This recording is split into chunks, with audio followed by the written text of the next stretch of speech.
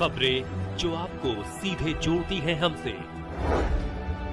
जिनका आपकी जिंदगी पर होता है सीधा असर। खबरों की वही तस्वीर, बिना बदले बिना डरे, जज्बा सच का लिए, सच दिखाते हैं।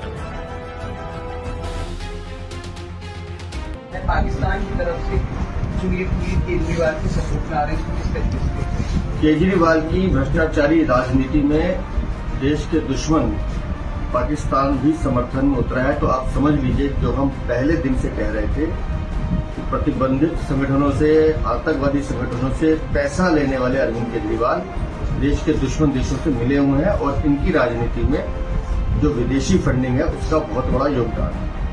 पाकिस्तान अगर केजरीवाल के समर्थन में बोल रहा है और वहां के चौधरी सफाद हुसैन पूर्व मंत्री ये बात कह रहे हैं और उनकी रिहाई पर भी उन्होंने 11 मई को एक ट्वीट किया था, तो सीधा सीधा जो हम बार बार इस बात को कहते रहे कि केजरीवाल की जो राजनीति है वो देश के दुश्मनों से मिली हुई है। और मैं तो एक सवाल पूछना चाहता हूं, 5 चरण के चुनाव हिंदुस्तान में हो गए, इससे पहले तो किसी का बयान नहीं आया।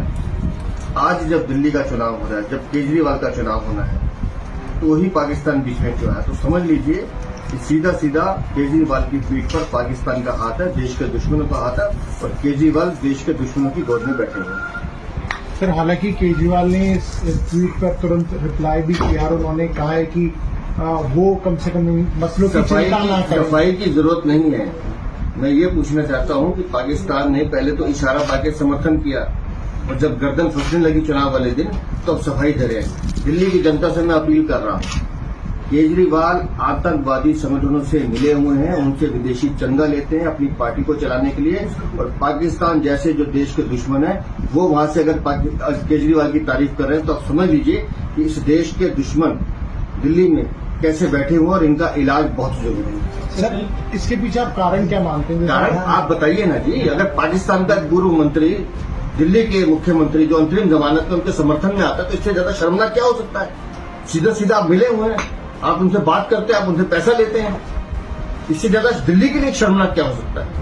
सर, दिल्ली में चुनाव हो रहे हैं और दिल्ली कांग्रेस ने एक आरोप लगाया है कि बीजेपी के कहने पर दिल्ली पुलिस जो कांग्रेस के नेताओं के साथ बदसलूकी कर रही है। जमीन खिसक चुकी है, 7 सीटों पर इनका सुपड़ा साथ है। दोनों भ्रष्टाचारी दल अब एक दूसरे की मदद के लिए कुछ नहीं करें, कुछ नहीं हो सकता। दिल्ली की जनता ने खुलकर प्रधानमंत्री मोदी जी को आशीर्वाद दिया है।